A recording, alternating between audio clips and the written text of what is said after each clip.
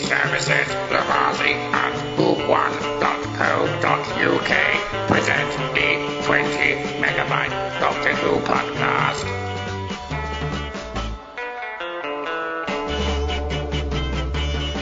Hello and welcome to the 20 megabyte Doctor Who podcast, episode 591. I'm me, or Adam, but me is the character name in the story we're reviewing today. And here's Mary Lang. Make puddings and babies. That's basically what you do. And Kirby Bartlett Sloan. Choose your words carefully, false Odin. I feel I should explain something we may... I did post on the 20 megabyte Doctor Who podcast Facebook group in relation to me struggling to continue doing the show. It's one of those things that I'm going to have to take it show by show. Get it? Show by show. But what I do want to really do, and I have been going on about this for quite a while, is streamlining the show. So basically, I've come up with this amazingly good idea.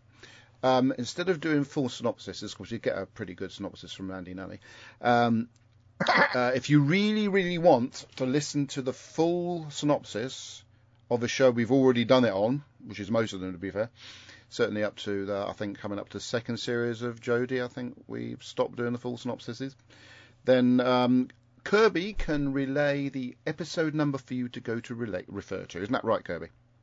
Correct. So it's 280 and 281 for what we're talking about this week. Yeah, well, not stupid doing it in separate episodes. What a fool. That's a really good idea. Thank you, Mary. Yeah, we were doing them as they were being broadcast. That's why we did two separate ones. Yeah. Well, I still think we were speculating what was going to happen. Yes, but I still think that we can still do the full synopsis and talk about it as it is a journey. And today we're talking about... As you play Andy's feedbacks, he always does a full synopsis anyway. Feedback may be tagged on... Well, the recorded feedback may be tagged on later, depending how the time rolls, because we have got 45 minutes to do the show. It was originally half an hour, so I've done rather well. Well, have you even announced what show number we are on yet? I did. I said 591. Oh, okay. You're not listening to that bit. Okay, fine. No. You see, you want to get your database I missed it because running. I was doing some other things. Okay, well, thank you, Kirby. Okay. So, stuff coming through on the live feed. Lillian Robin, About Time High. About Time High to you too, Lillian. So, this, it was the girl who died and the woman who lived, I think is the show. Is that right? Something like that, wasn't it? Yes. Okay. Now, it's difficult for me because I sort of put this episode on. It started at the beginning bit. I didn't remember that bit. It wasn't. I just remember it starting among the Vikings, and that's that. But there was a little bit of a sort of pre-Viking bit, wasn't there? And then they suddenly were in a forest and getting kidnapped by the Vikings.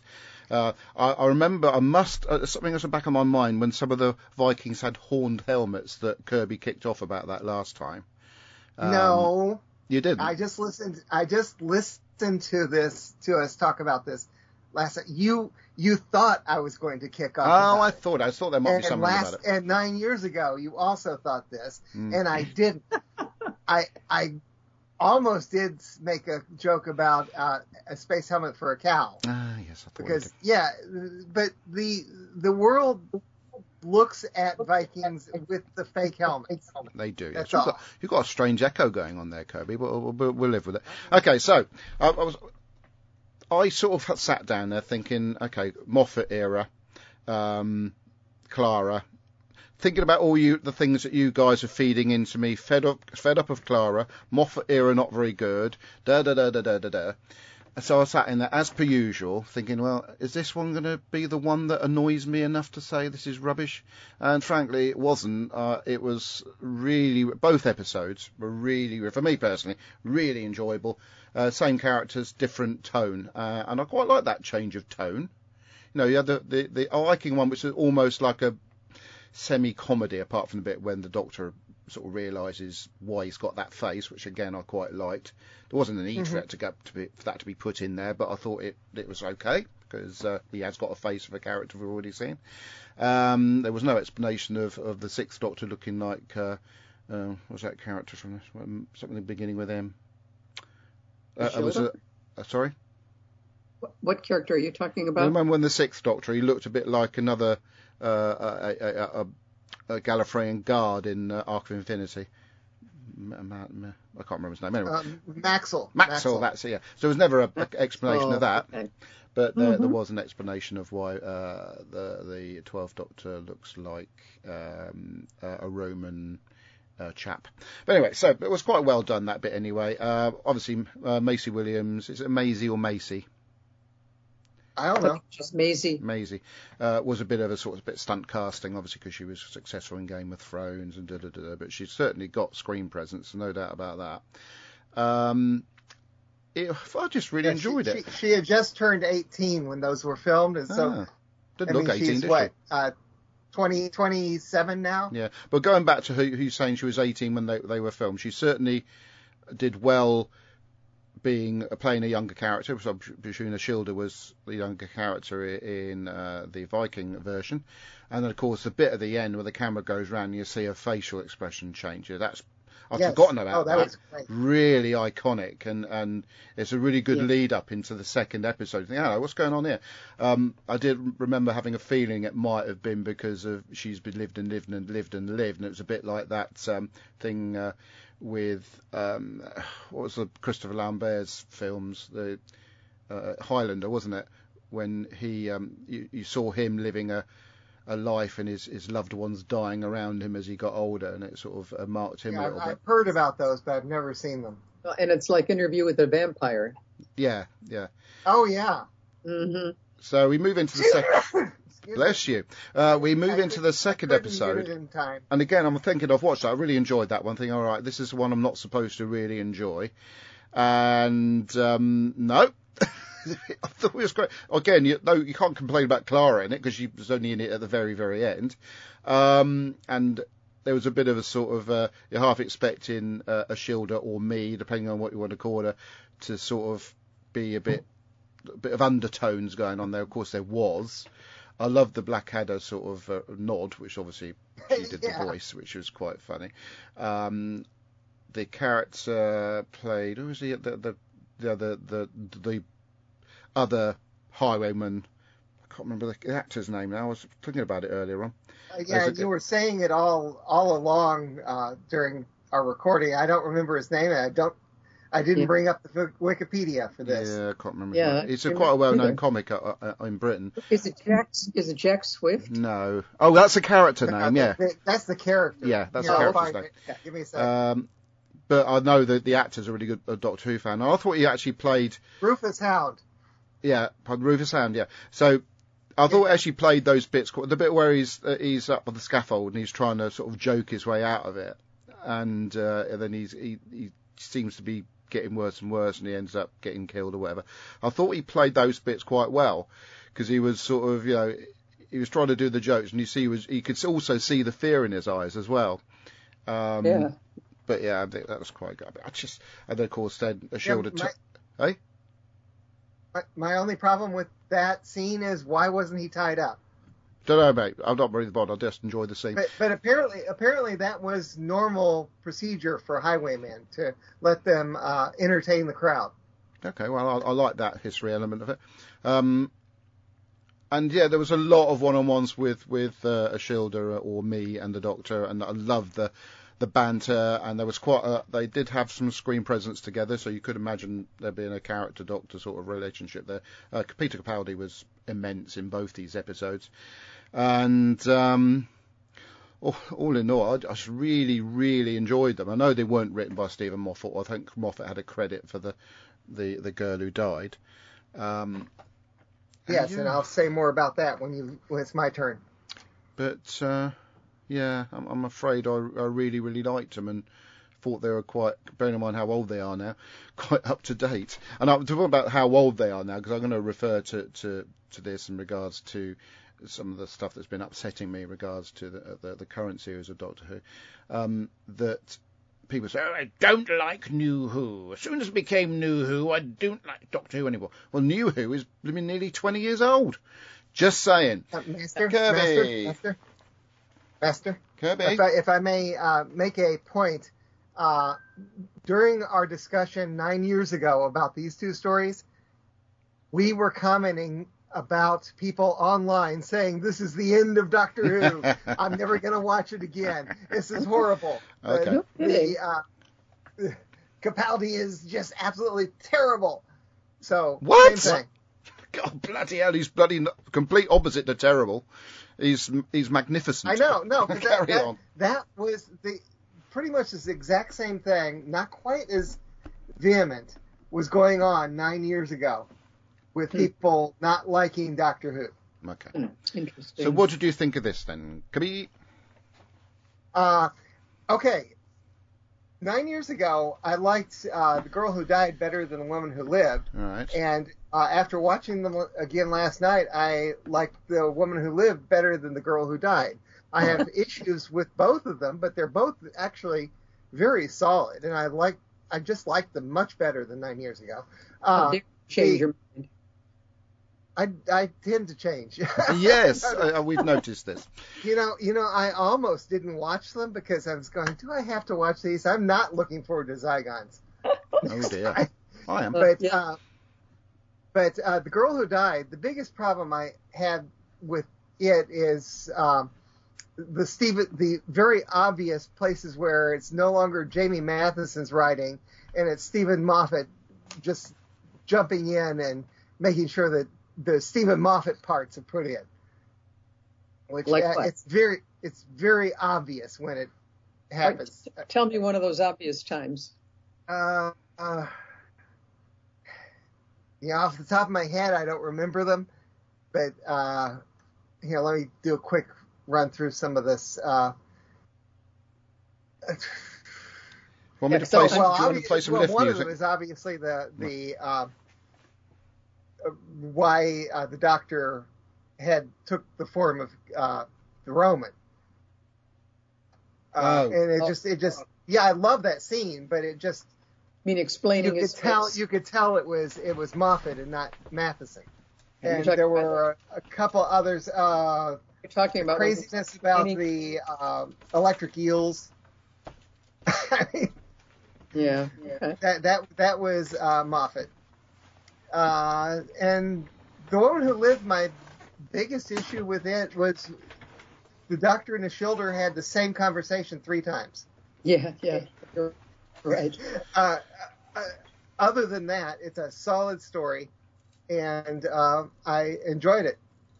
Okay, thank you, Kirby. Mary, hang on. Oh, not Mary. Hang on. Let's go through the protocols. If the computer will let me. Oh, there we go. Mary. Well, I don't know what I thought of it 9 years ago, but after watching the, fluff, the spun candy that we're getting right now, these episodes, I agree with both of you. They're solid. They're well written, well acted. I too was dreading watching these because, yes, I'm in that mindset that I guess needs to be changed. All of Capaldi is a waste because Clara takes over and it's all about Clara. And then it's like, wait a minute, these 2 episodes were about everything else. And Clara in the first one only was extremely incidental. And so I really appreciated that because it allowed the Doctor to be the Doctor and really show us, what he's about. And I have to say, I found these hard to watch because they're dark. This is the Doctor really delving into, how he loses people and how painful it is and having the me character to play off of, someone who understands what the loss involves and all that just made it run all the deeper for me. I think Capaldi was the best one to play that kind of a Doctor. I think we would not have bought it that well off of a Tennant, or a who's the 11th Doctor? Matt Smith. Sorry, I didn't know the answer. I thought Kirby might. Although they did play it some, Capaldi really took this self-loathing to a depth that I really wasn't comfortable with, but I was so glad to be exposed to it. What do I want to say? I do dread the coming episodes because I remember hating the Zygon episodes, but Yeah, you know, I thought I hated these. And the Yeah, Kirby, that should be interesting. Although, one thing we can do is we can discuss tumbleweeds. Tumbleweed. Yeah, Debbie and I had this big joke going on because there's tumbleweeds in either the Zygon invasion or the Zygon inversion, and we've still had jokes about tumbleweeds even as recently as a few months ago. Continue. I'm sorry.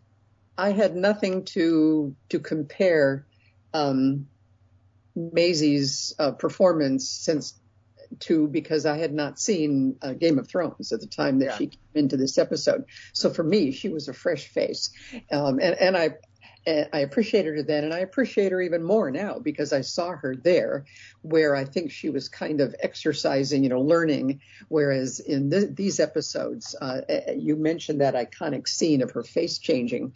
That was so well done, so well done. So yeah, I'm thinking these are a highlight of Doctor Who. The depth, the writing, the acting, and even the sets and the music, everything just came together, I thought, excellently in these two.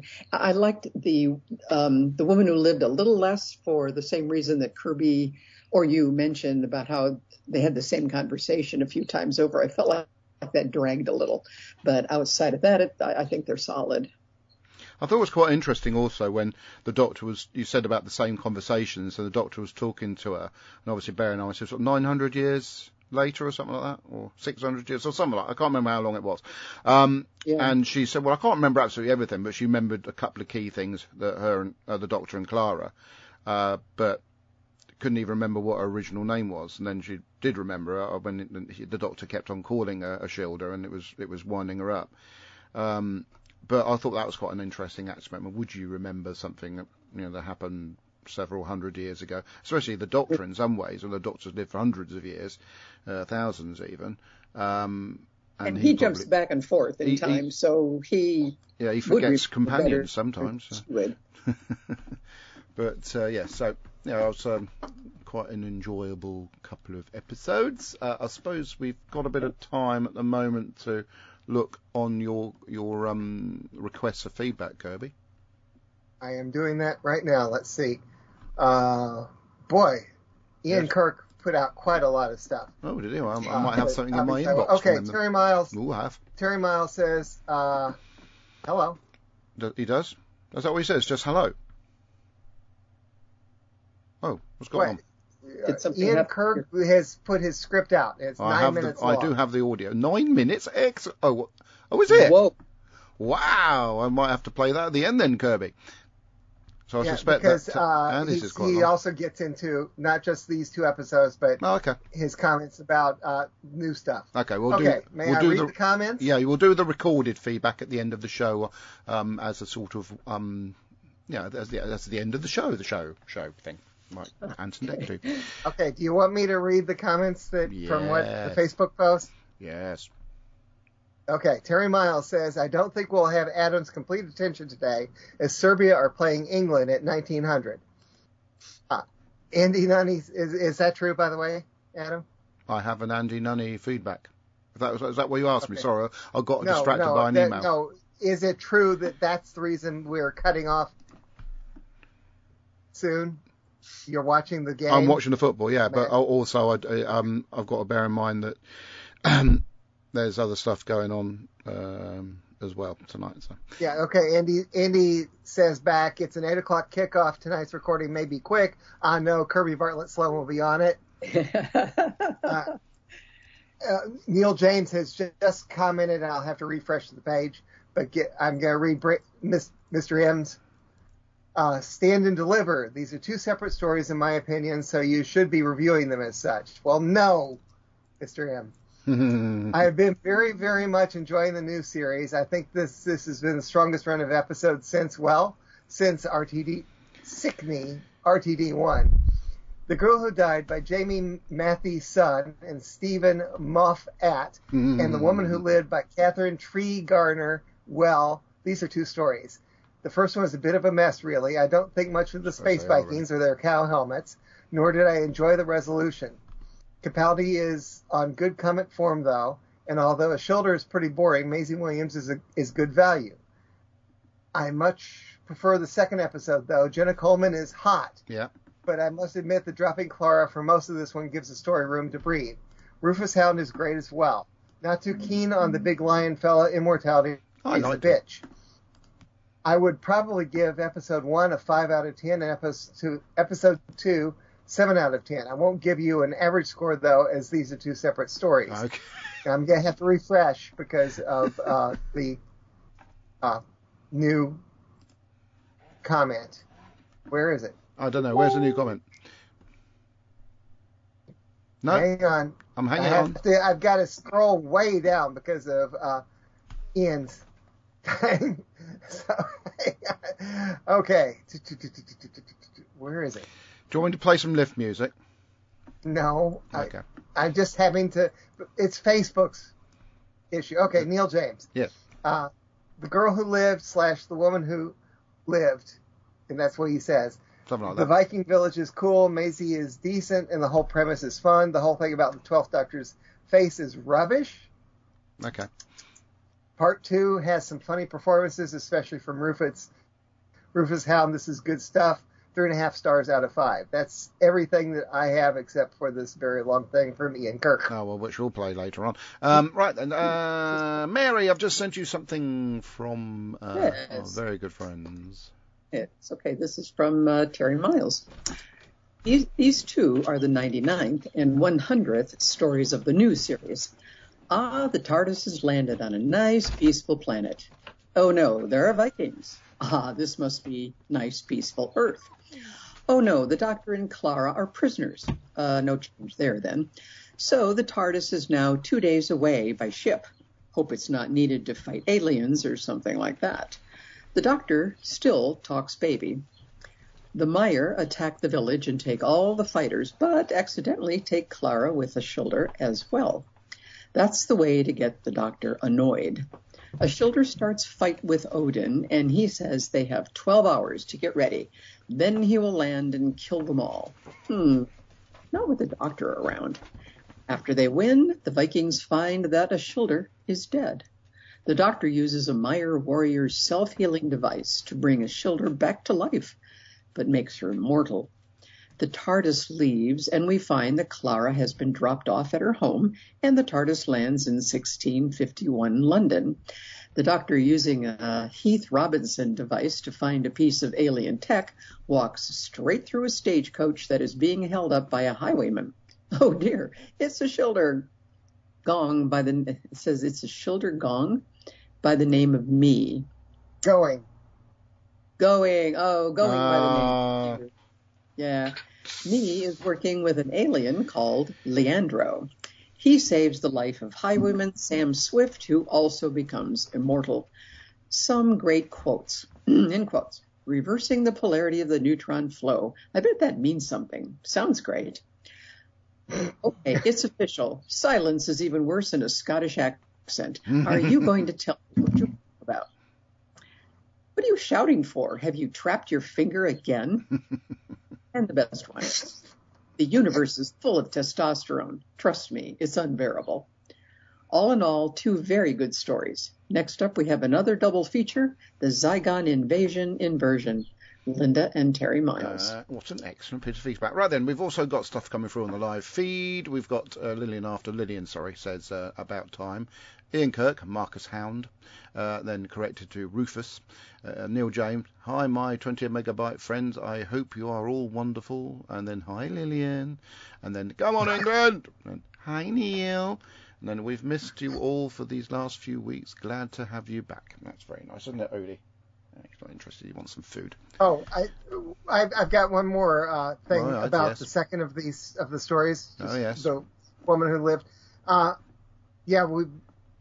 We bring Rufus Hound back to life, but we never hear about the character again, and yet we do get his shoulder at the end of the season series. Okay. Well, never mind, eh? It bothered me. Okay. Well, thank you for that. Okay, so now we can move on. I've got to actually get a Google page up to talk about briefly the new stuff that's been on Disney Plus before we get to see it on BBC. The list in front of me. Well, I'm going to get a list in front of me as well. So, me? You're a Shilder? Gatwa. What? Oh, very funny. Episode. The list in front of me. The Shilder. Right, here we go. 15th Doctor on the Wikipedia, so it's got to be right. Oh, and then it doesn't list it. I found it by going to list of Doctor Who episodes 2005 to present, series 14. List, Ncuti Gatwa. Oh, that says Lizzie. I'll put a T in there. List, Ncuti Gatwa episodes. Wait, I've got them now. More items. That's it. So okay, right. Oh my God, now it's gone to another page, which I didn't want. Oh, for goodness sake. Right, now I've got the page. Right then. So, a few weeks ago, didn't we discuss like the first two? I think we've done at least. It's called episode 1. That hasn't given me the titles. First. Space Babies and The Devil's Cord. It annoys me when the internet does this. And those came out on the same day. What? Space Babies and The Devil's Cord came out on the 11th of May. The same day. Space Babies. That's where we're up to then. So which ones we've done? We've done Space Babies, haven't we?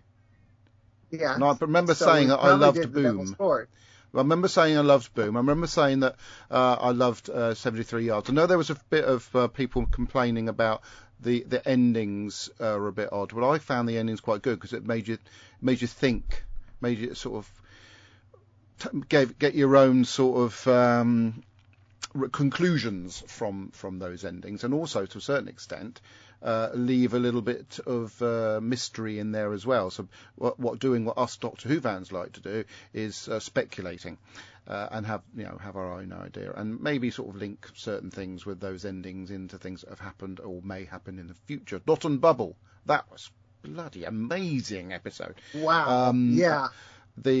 I didn't even get the premise of that until Isabella told me what was actually going on, in the undertones of it, sort of thing. And then when you go back and watch it again, it's all everywhere. Over. It's everywhere, yeah. And I thought that was one of the best things I've ever seen in regards to.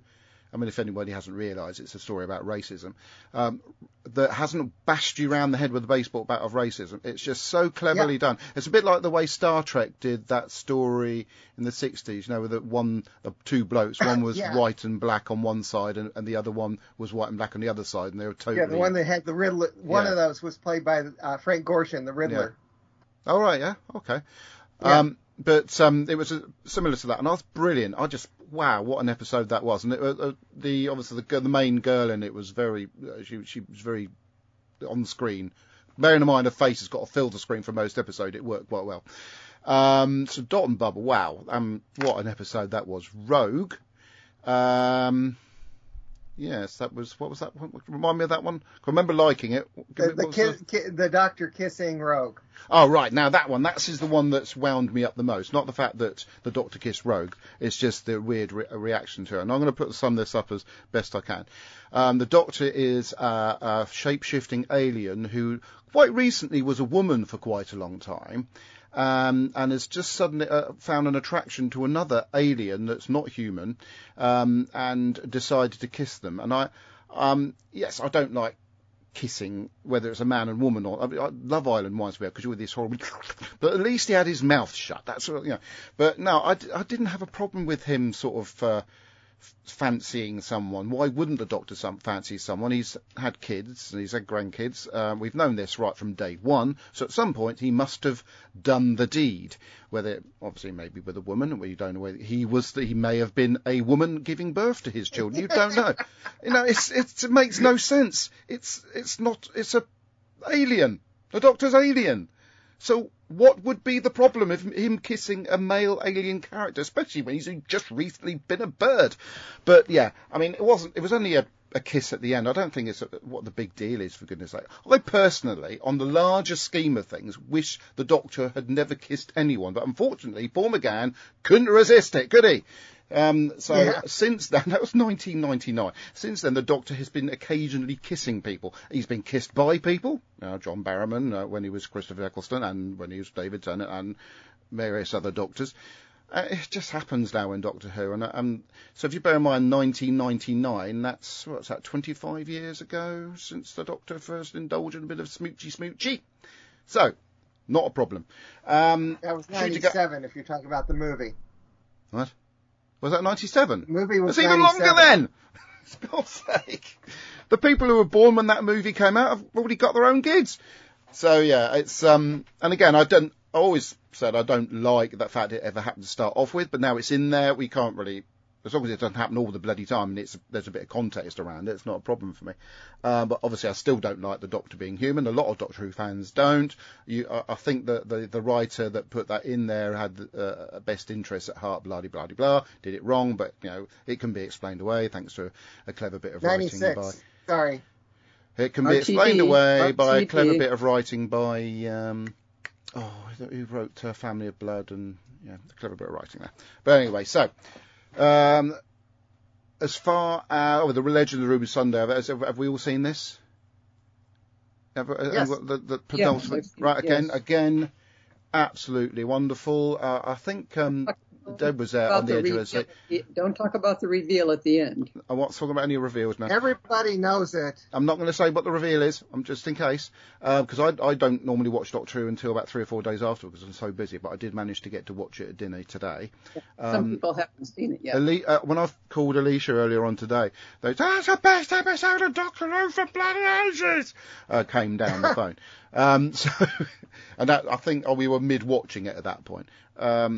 Not every episode is perfect. You can always pick bits of things that you might say that's a bit odd or what. But I tell you what, the current series of Doctor Who, and this is why I'm another reason why I'm really seriously giving up, it's revitalised my loving of the show, the loving of the franchise, the loving of the concept of what Doctor Who is, or what it can be, anything. And Ncuti Gatwa is absolutely superb. He's beautiful. Absolutely. He's a beautiful man. He's beautiful to watch. Yeah, he cries a bit. That's just his Doctor, isn't it? Devon's Doctor bloody shed a few tears from time to time. Nobody seems to worry about that. I love the cast. I actually now like Millie Gibson. I think she's been fab for the latter part of the series. It's a bit up its own arse to a certain degree, Doctor Who, but I think it has to be. I think it deserves to be. It's been around for a long time. It's managed to nail possibly a short-term, amalgamation with Disney, but I think Disney have respected the history of the show quite well by allowing it to be part of its own history. I like the idea of potentially Susan being in it. She may not be, but they have referred to her quite a lot, and it's about time. I mean, she's not hardly ever spoken about in Doctor Who, over the years. There's been the occasional mention, I think, from Matt Smith. There was an occasional mention from Pertwee, I think. Very rarely. It's just like the passing mention, but it's supposed to be his granddaughter, for God's sake. So they've actually done a series where there's been a hint of Susan in it all the way through. It's been an absolute joy. I haven't felt like this about Doctor Who since the second Tennant series, when everything was really falling into place for me, and it was I can't wait for the next episode, and it's just exciting. I'm really gutted now because it's now coming to an end again, apart from maybe a Christmas special, But I know they're already in the motion of doing the second series because they've cast an additional companion, and I can't wait, and it's really frustrating to wait all this time. Loving Doctor Who. I'm also loving the fact that my family are loving it as well for the first time in God knows how long, and I can now be proud of it again. There was a time when we could all say that Doctor Who was a bit of an embarrassment, and only Doctor Who fans liked it. Now, Doctor Who, for me personally, is just wonderful, and I know a lot of people are hating it, and that's the reason why I'm feeling like just jumping off podcasting and just being a Doctor Who fan again. But anyway, Kirby, what do you think? Well, if I may state, I realize we only have 10 minutes left. Couple of things. First of all, pay no attention to those haters. I don't understand They're it. very loud, but there are not that many of them, and they are deliberately putting out misinformation about the viewing figures because they're trying to make people think something else. The viewing figures are not. I'm not interested in viewing figures. Overnights. Yeah, overnights are not, and it's in the top 10 of Disney Plus. Is it? So We've only got 10 shows out. But it's that Disney Plus has said that it's one of their top things, which is on right now. yeah, but they've only got 10 programs out, Kirby. What? I don't understand it. Anyway, quick rundown.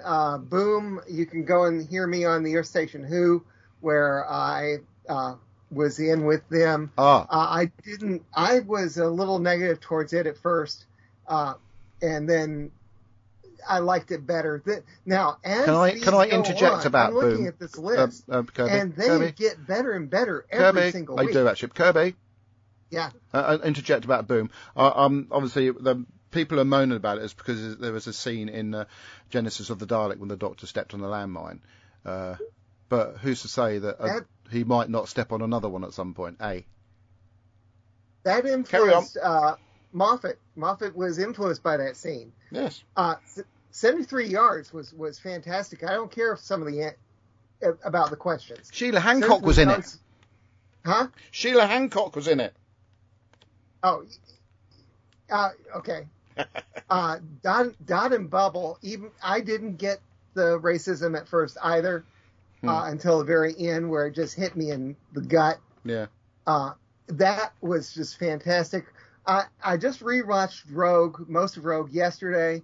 I liked it, but let me say that going through, they're all getting better. No, Rogue has dropped back a little bit for me because Loved it. I have no problem with the romance and everything. Oh, that one. It's just too fast. He just falls for Rogue too fast. Sometimes you get that in life. You just fancy someone.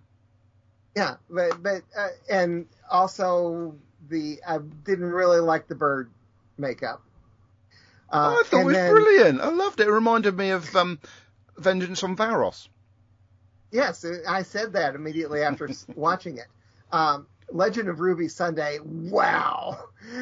I screamed the name of the character at the very end when it happened because I'd heard the rumor, but that such misdirection there. Because it was done so well, wasn't it? The way that happened, and the fact that it was still in the background behind them as well. My God, that was superb.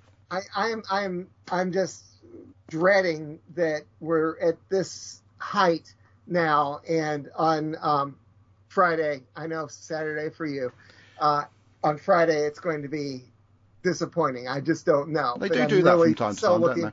So looking forward to it. And one thing, with Space Babies and Devil's Court, I waited a couple of days before watching them, and boom, I waited a couple of hours. Starting with 73 yards, I've been 7 o'clock on Disney Plus watching as soon as it drops. Yeah. Just loving it. Well, I won't be to watch. Now brace yourself. Hang on, I won't be to watch next week. So when it goes up, because I'll be at the Isle of Wight Festival. Okay, Mary, do I need to play the tune? Yes. Okay then. Here we go. Well, here I am once again, swimming against the tide, with you two anyway. I don't know if there's others out there who think like me. There are. But I take this whole season all the way back to the Star Beast up to, not including so far, the Legend story, because I'll see where that goes, as just cotton candy. I don't know what you Brits call it spun candy, or I don't know, that fluffy stuff. Candy floss. Well, candy floss. Candy floss, it looks wonderful and it sparkles and it's real inviting. But then as soon as you start to eat it or touch it, it just melts away to nothing. That's how this has all felt to me.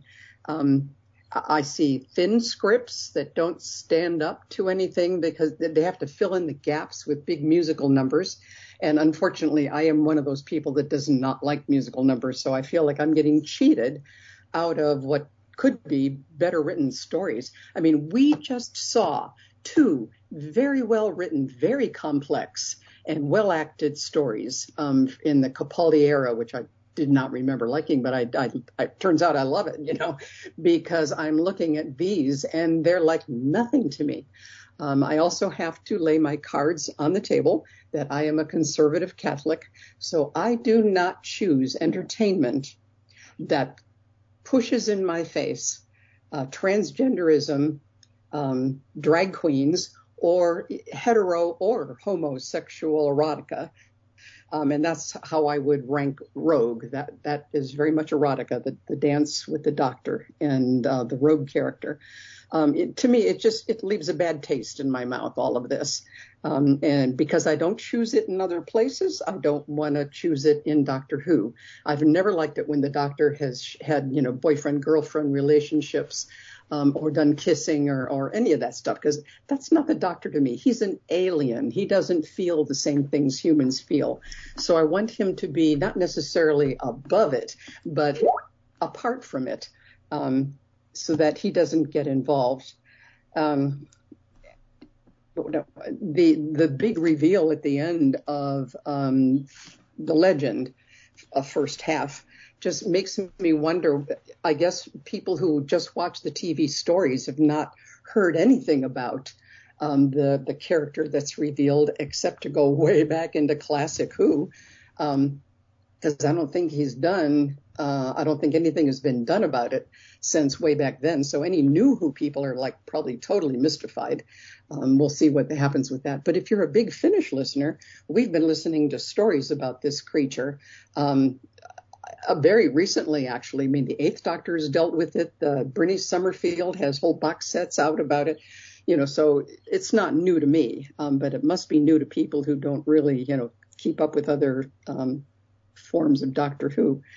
So, Dot and Bubble, I know you're praising it, but I mean, that is such a simple story. It's almost allegorical, it's so unrealistic. And even the creatures in it are laughable.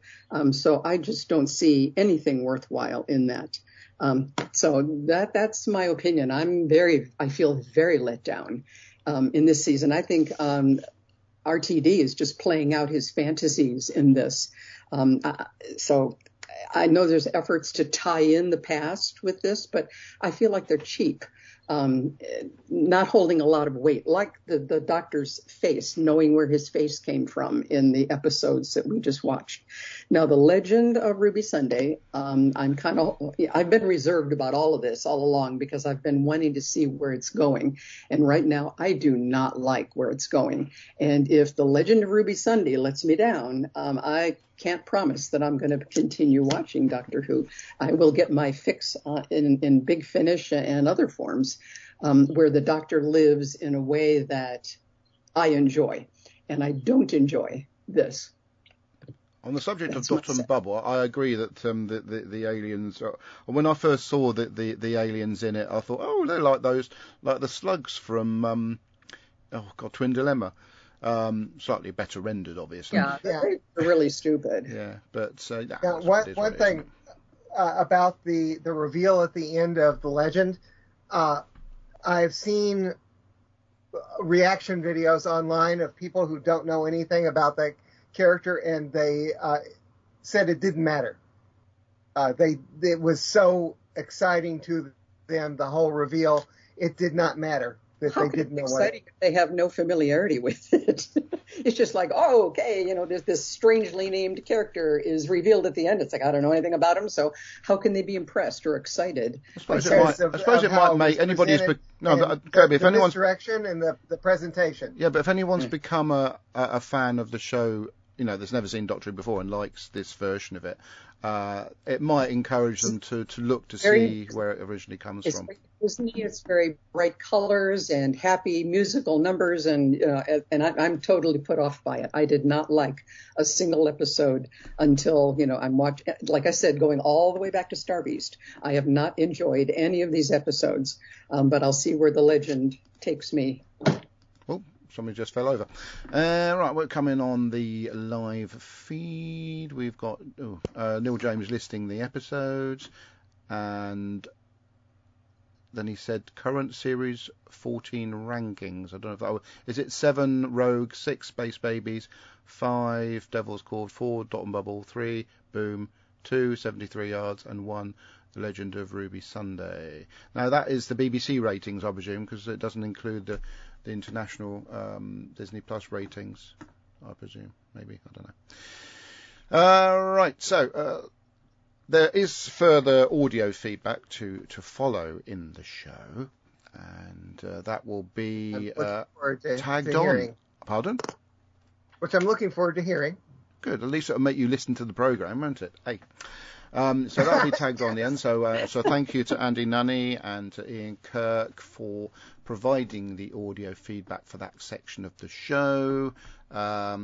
And enjoy, get a cup of tea, because this is I'm looking forward to Ian Kirk's for certain. He's never done a 9-minute feedback before, so this is going to be. I want to say that I've absolutely loved Ncuti's era so far, so it's fantastic. I'd like to get Isabella's opinion. I'm going to call her now. Because she didn't take any notice of my that's my special call for it. It sounds like Tarzan, doesn't it? But it's the syllables, Isabella, which if you're upstairs, the only bit you can hear is a bit. So I just call out Yeah? Would you mind coming down briefly before the England game starts and just telling our listeners why Doctor Who is so good at the moment? Would you mind doing that? It won't take you very long. Bear in mind there's not much left of the show. Isabella, would you mind? Oh, I think she might be putting a dressing gown on or something. This is going to be enthralling for everybody attached. I'm trying to do some filler now. Shall I play some lift music? Better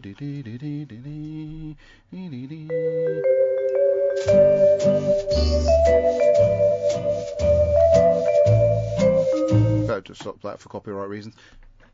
I think she said yes.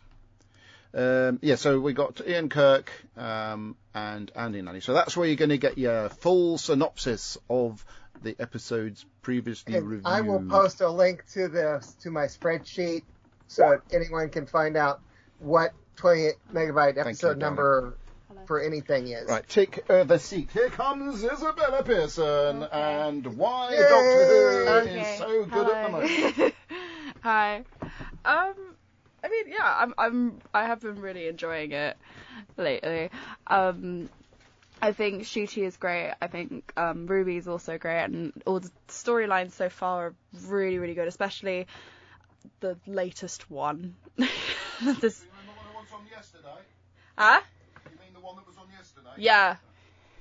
Yeah, I saw that one last night, and it was really, really good. You aren't allowed to spoil the ending, though. No, I'm not spoiling it.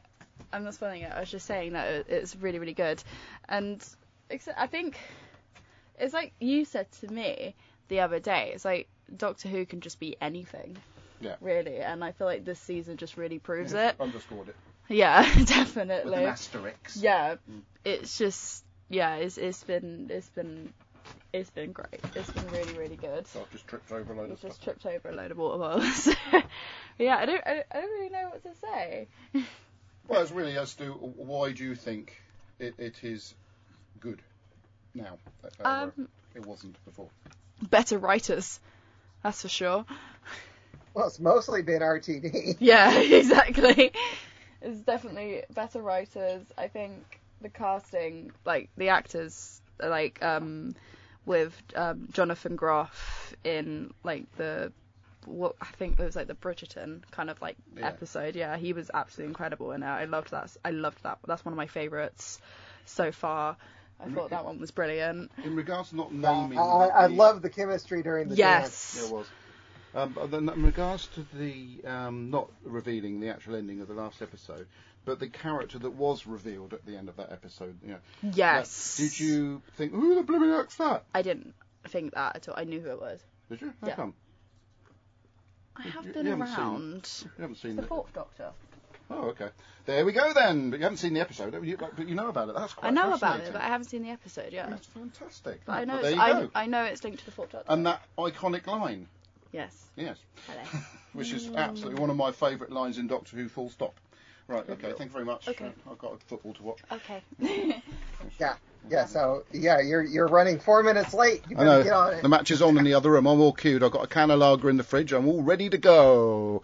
Right then, so there's nothing else coming. I'm gonna go have some Indian food for Father's Day. Don't talk about Indian food. I'm going to have watch the football and have a can of lager, and then if England win, I'll get another can of lager when I've picked up. And when will we record next? Oh, that's a good question, isn't it? I don't know. Mary, when are... she won't know, will she? Right, then, I'm just waiting for the calendar to load. Yeah, me too. So we've got the Isle of Wight Festival next weekend, J. Dean show the following weekend. There's a possibility on the 7th of July. Okay. And the 14th. Okay. So do you want me to pencil in Zygons on the 7th? Yeah, so the Zygon 7th and whatever the next story was. After. I have to look. Oh, you don't know? Okay. I thought you knew these off by heart. Yeah, it's in a different window. Good grief. Imagine if, so we've been doing a quiz now. We did the questions of the quiz would just be, what was the next episode we were going to review this week? Okay, Sleep No More and Face the Raven. Right, okay. So shall we... Are those a pair? Are those... no, Sleep No More is standalone. Is it? Sleep No More is a standalone one. All right. Face the Raven is standalone. Ah. And then Heaven Sent and Hell Bent. That's two, yeah. We might want to do those separate anyway because Heaven Sent is so damn good. Okay. I'll live with that. I didn't like Hell Bent. I don't. Well, don't talk about that now because you've been flipping everything since we started doing these journey episodes. Yeah, well, Heaven Sent is the one which is all Capaldi in the castle. Yes, I like that one. Anyway, so thank you for listening. Feedback to follow, so just don't think we're saying goodbye full stop because there is an Easter egg. Anyway, thank you for listening, watching, taking part in the show. Goodbye. Goodbye, fancy pants. Oh, I thought Mary was going to say Scarecrow for a second then. No, I said bye.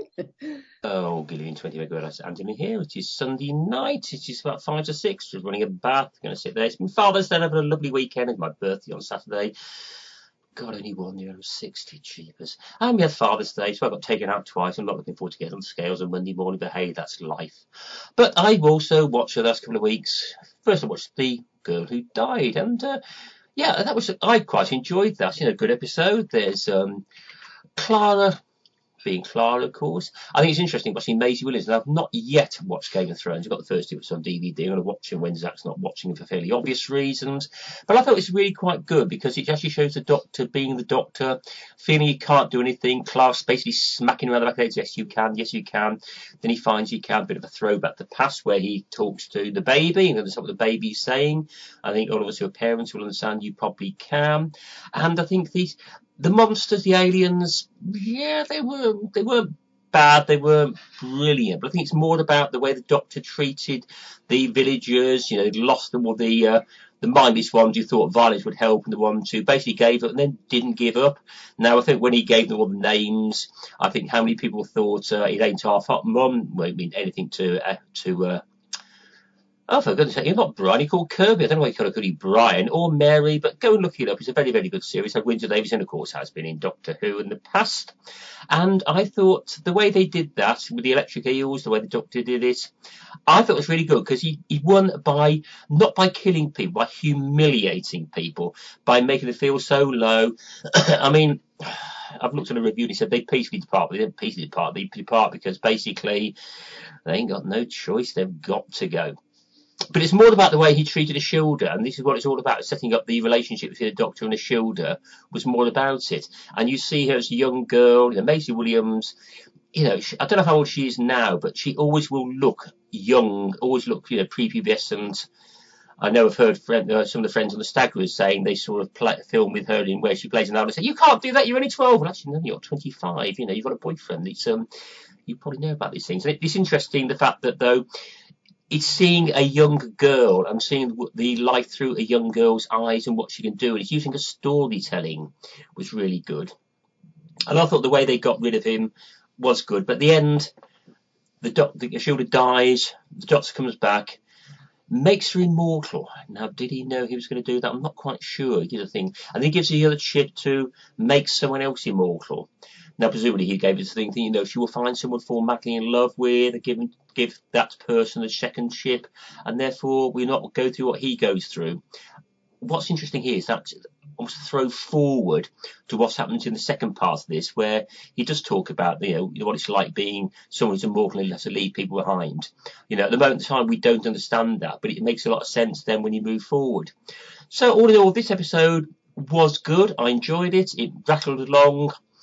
I think there's a lot of comedy with the aliens, but the end of it, I think it was about the Doctor. It's the way the Doctor treats other people. That's what, again, comes across. It's more of a psychological thing. And I thoroughly enjoyed it. Really did. And then we moved on to The Woman Who Lived. Now, with the Highwayman, how many people thought Blackadder? Yeah, I did. My God, that was definitely it. Yeah, I just wondered whether she was going to call the Doctor Bob. But obviously didn't. Now, this was different because this was more of a psychologically based one, because it was a relation between Doctor and Ashilda, or me. Now, I'm sure that rings a bell. So there's somebody else has done that, and I can't think where it is. No doubt Kirby's got it straight away, because Kirby is Kirby and will do that. But it's more about the way that Ashilda, in a way, she became the victim of the Doctor. But she wasn't, was she? Because she was using what she had been given, you know, a gift of immortality. And you could argue, is immortality a gift or is it a curse? You know, never been able to die, never been able to switch off, you know, watching people around you, watching them all, you know, they will die, they will leave you, they will go, and you keep on going. I think this is what the Doctor realises, and this is what the Doctor is trying to tell Ashilda, that it's perhaps not the gift that she thinks it is, and she does realise that. Now, with the Highwayman Swift, it's a bit of comic light relief, but then again, this apparently is what happened. They would go up onto the scaffold and they would keep laughing and joking. As long as they kept laughing and joking, they lived. As soon as they stopped it, that's it. Woof, goodbye, you know, just step this way, sir. And that was it. Now, this one let me down with the way the aliens came along. You never knew what they were trying to do and how they were doing it. And that was a bit feeble. I think if you could have done that differently, or even just left it out, because the psychological way the story is being told of that relationship was far better. And it did set it up wonderfully for, you obviously clear that Shield is going to come back. You know, she's now the face in the past. It's a bit like the Doctor was when he first came back with the Night Doctor. That you kept seeing images and there was the Night Doctor. Now there's going to be a Shield there. She's there in the background somehow. Who knows what it's going to be? A lot of people don't like this because there was no Clara in it until the very, very end. She was very light. But I think that's the point, is what it's showing is immortality a gift? Is it a curse? I think it depends how you look at it. But all in all, I think I enjoyed the first part better than the second part. There's a lot there about the relationship. You know, we know what's going to happen and the way it ends up. And it does set that up. But sometimes, Doctor, you really are a git, aren't you? Anyway, on that wonderfully note, be seeing you.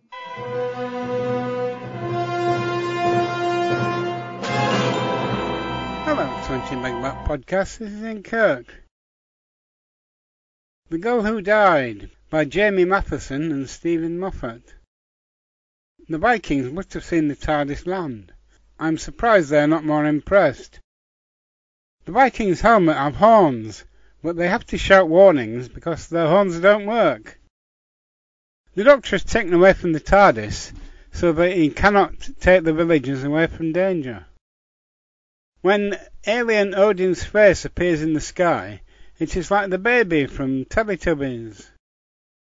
Ashilda worries that she will bring bad luck to her village. Then she challenges a mighty alien to battle. It is ironic that Maisie Williams, who is from Game of Thrones, created a model of a dragon. Ashilda becomes immortal, like Captain Jack. By coincidence, we have a Jack-like character in Rogue this year. The Woman Who Lived by Catherine Tregenna. These two stories are separate, and the second need not have been straight after the first. We have episode time again. Any of the other Doctors could have encountered the immortal Ashilda, but none of them did. Gallifreyans, whose actor has appeared in the show before, can pick their face, like Peter Capaldi and Lalla Ward. Rufus Hound can pick his nose. Remember Ashilda, she does not remember herself. She is not pining for the fjords.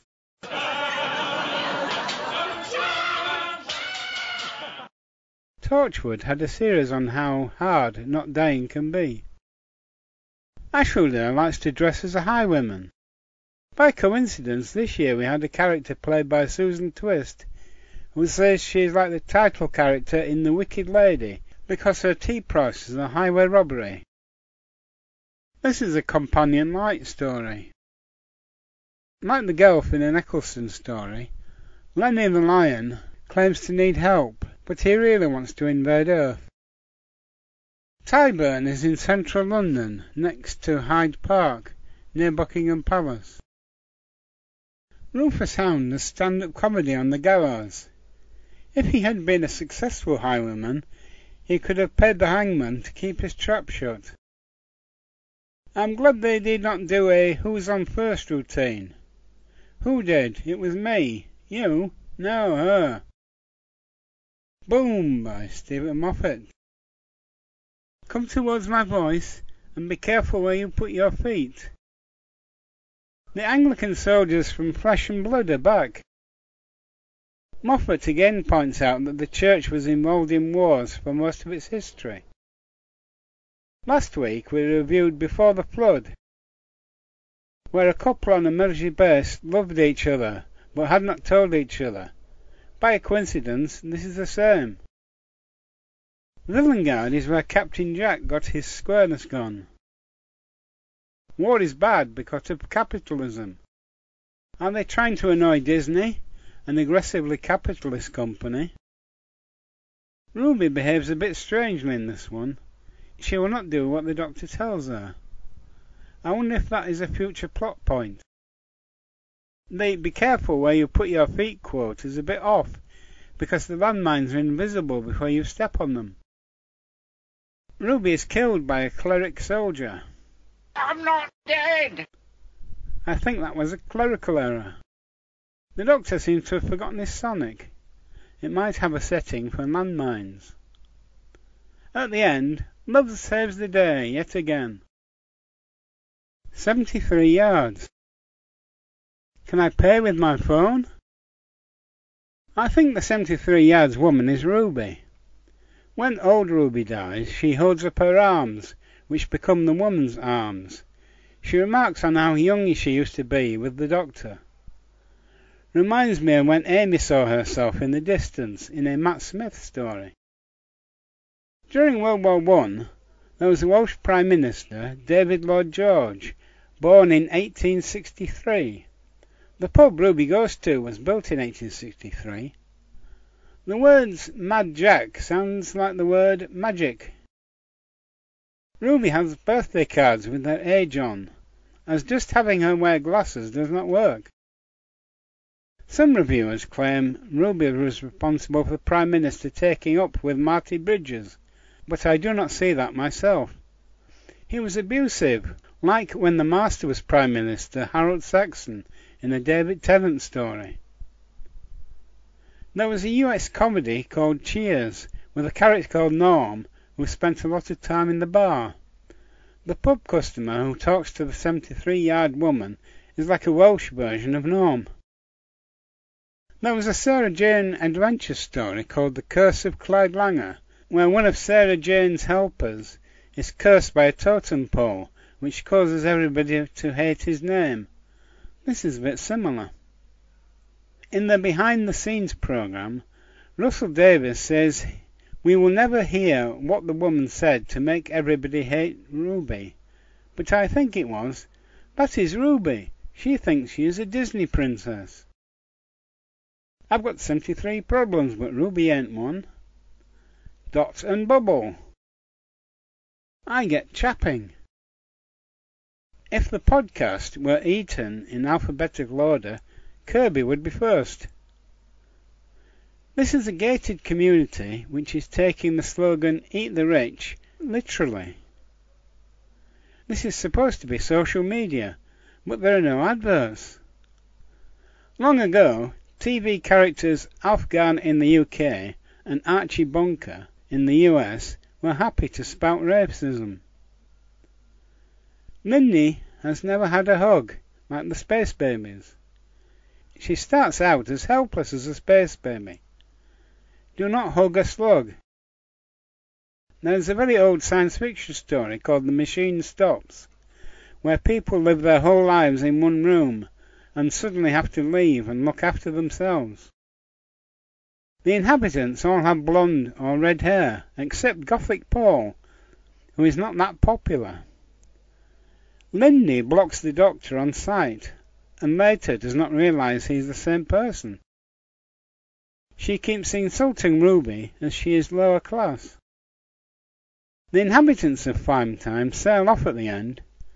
They do not seem to be the type to be able to thrive long in the wild wood.